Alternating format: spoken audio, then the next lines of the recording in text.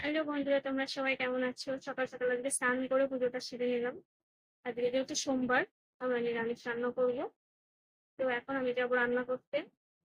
প্রচুর গরম দিচ্ছে, বেশি রান্না করবে খাচ্ছি। যেহেতু সোমবার, মাছ টাছ রান্না করা যাবে না, তাই আজকে একটু নিরামিষ মশলা করে সয়াবিন করবো আর আম তরকারি, এটাতে অম্বল বলা হচ্ছে।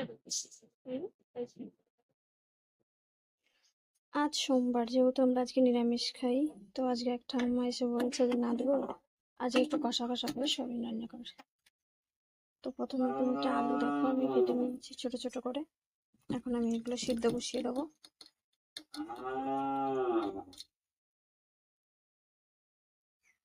এখন আমি আলুগুলো দিয়ে দেবো।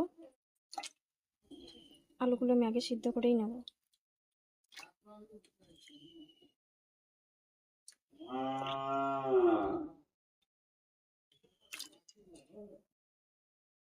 এখানে আমি পরিমাণ মতো কিছু সয়াবিন নিয়ে নিয়েছি দেখো। যেহেতু নিরামিষ করবো তাই পরিমাণ মতো আদা, বড় সস, দুটো তেজপাতা, 5টার মতো লঙ্কা, একটু জিরে নিয়ে নিয়েছি। আমি জিরে আর বড় সস একসঙ্গে নিয়ে নিয়েছি, আমি একসঙ্গে বেটে নেব।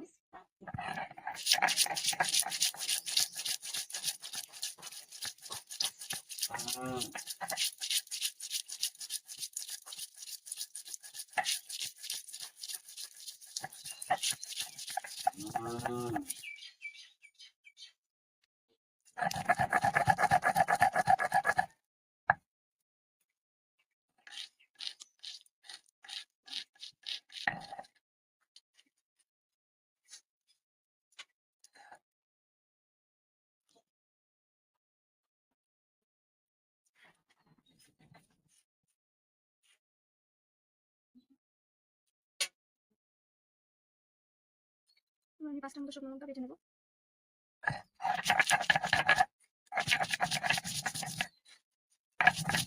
এখানে আমি মশলাগুলো বেটে নিয়েছি, লঙ্কা, আদা, ধনে, জিরে আর গোটা দিয়ে তেজপাতা নিয়েছি।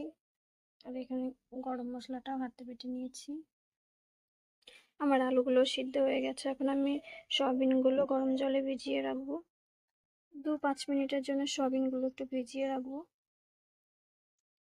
দেখো আমি আঁচটা ধরিয়ে দিয়েছি, কড়াইটা একটু গরম হয়ে এসেছে। এখন কড়াইতে আমি তেল দিয়ে দেবো। ফাইনালি আমার তেলটা গরম হয়ে গেছে। এখন আমি গরম জলে ভিজিয়ে রাখা সয়াবিনগুলো ভেজে নেব।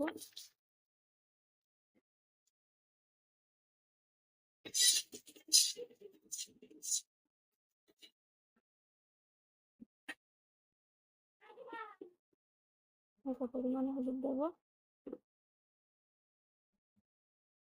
লবণ দেবো, দিয়ে এটাকে আমি একটু হালকা করে ভেজে নেব। এখন আমি সিদ্ধ করা আলুটাও ভেজে নেব।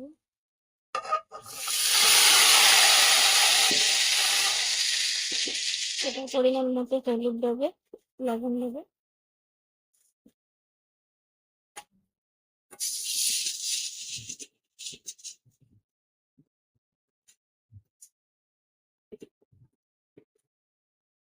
পরিমাণ মতো তেল দিয়ে দিলাম।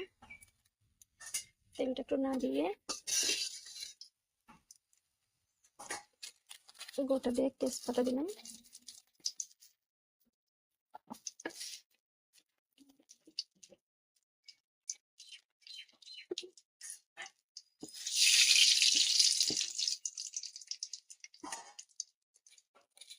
অল্প পরিমাণ জিরে দিলাম গোটা।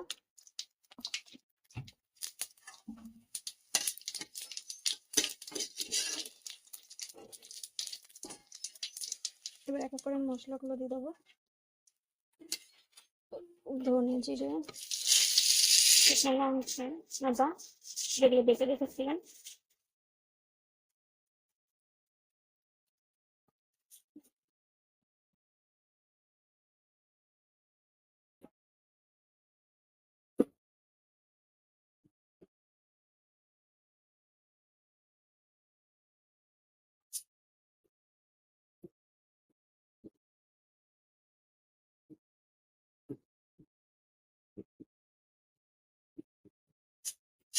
মশলাটাকে ভাবে ভাবে গেছে, ভেজে রাখা আলুটা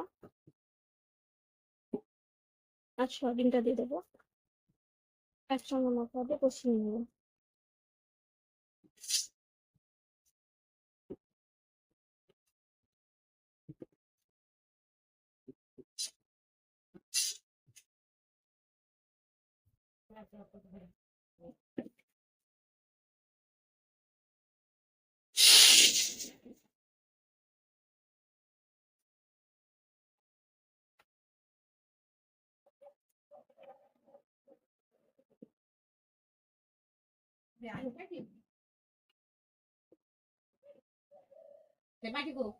তো আমার জলটা ফোটা শুরু হয়ে গেছে, দেখো তেলটাও ছেড়ে দিয়েছে।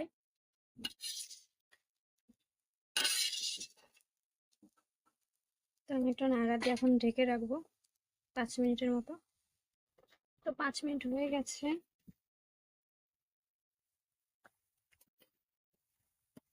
এখন সেই বেটে রাখা গরম মশলাটা দিয়ে দেবো।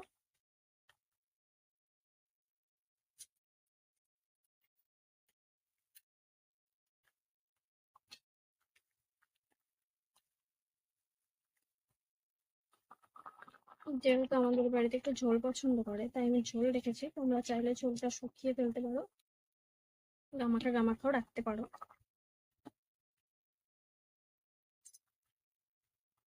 তো চলো এখন আমি গরম মশলাটা দিয়ে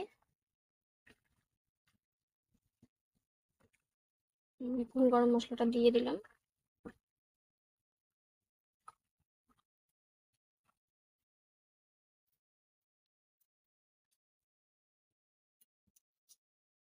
হালকা করে একটু নাড়া দিয়ে নিলাম যাতে গরম মশলাটা সবকিছুতে মিশে যায়।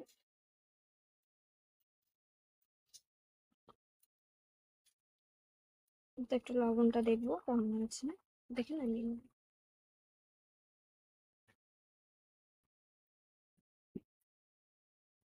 লবণে ঠিকঠাক আছে, এখন নামিয়ে দিলে হবে।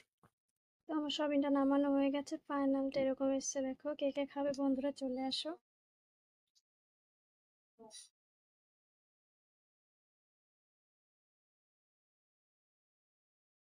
তো এই গরমে আমি 3টা আমের মতো কেটে নিয়েছি, একটু আম টক করবো। ঠাকুমা আম টক খেতে খুব ভালোবাসে। কড়াইটা আমার গরম হয়ে গেছে, এখন আমি একটু তেল দেবো পরিমাণ মতো, যেহেতু আমি সেই আমগুলো কেটে রেখেছিলাম সেগুলোই এখন রান্না করব। আমি তেল তো এখন আমি কেটে রাখা আমগুলো ধুয়ে নিয়েছি, এখন আমি ওইগুলো তেলের উপরে দিয়ে দেবো আস্তে করে।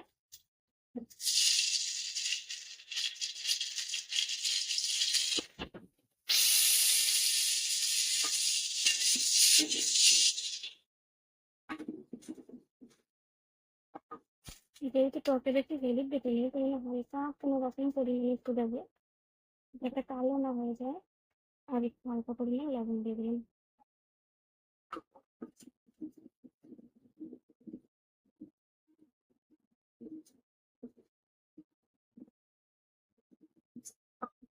আমটা আমি স্লাইড পরিমাণে ভেজে নিয়েছি, এখন আমি এর মধ্যে জল দিয়ে দেবো।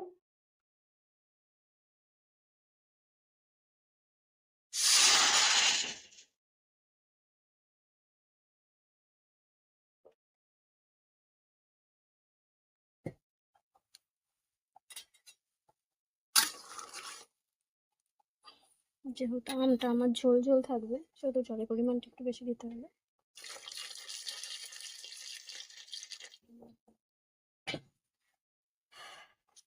এখন আমি আমটাকে ঢেকে রাখবো 10 মিনিটের মতো, যতক্ষণ না গলে যাচ্ছে আমটা। তো দেখো বন্ধু, 10 মিনিট হয়ে গেছে। এখন আমি ঢাকনাটা তুলে দেবো, দেখি আমটা কেমন পরিস্থিতি হয়েছে।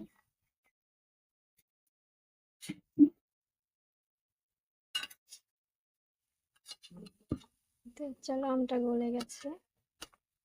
আমি কিছু পরিমাণ চিনি এখন আমি এখানে অ্যাড করবো। এত টক তো হওয়া যাবে না চিনি না দিলে।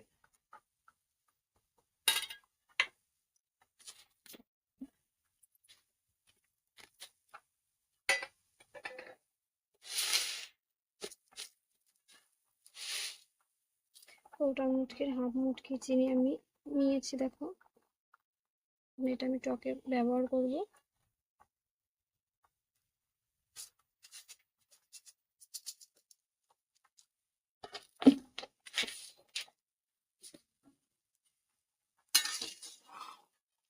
তো হয়ে গেল সিম্পলের মধ্যে, টাইম কমের মধ্যে আমার টক রান্না।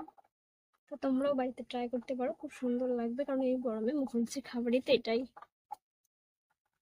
তো চিনিটা দিয়েছিলাম, চিনিটা গলে গেছে, কিন্তু আমের টকের কালারটা সবুজ সবুজই থাকবে, আমের কালারেই। তো এখন টকটা আমি নামিয়ে নেব। তো ফাইনালি এরকম কালার এসছে। এটাকে কি বলে বাংলাতে, অম্বল না কি বলে, টকের অম্বল, সেটাই আর কি।